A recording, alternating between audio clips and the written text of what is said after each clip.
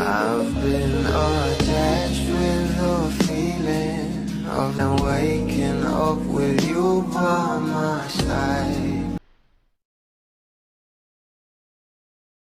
Marami na nga talaga ang namimiss ang ating couple na sa big screen na kung saan na nakaraang taon ay nagkaroon nga sila ng mga kanya-kanyang projects na talaga namang sinuportahan nga rin ng maraming bubblies.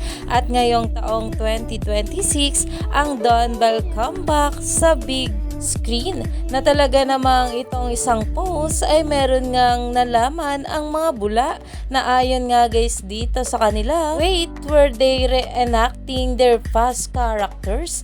Parang pa-teaser for their movie comeback? Iyan na nga ngayon ang pinag-uusapan dahil alam naman na ang last nga ginawa na movie ng ating couple sa big screen ay An Inconvenient Love na kung saan ay meron nga kita ang mga bula na talagang nangyari nga sa ating couple. Kaya naman ngayon sa movie comeback ng ating couple ay talaga namang pinag-uusapan na dahil alam naman natin na talagang matured role na nga raw ang gagawin ng ating couple dito. Kaya naman marami na nga mabula ang abangers sa movie comeback ng ating couple ngayong taon.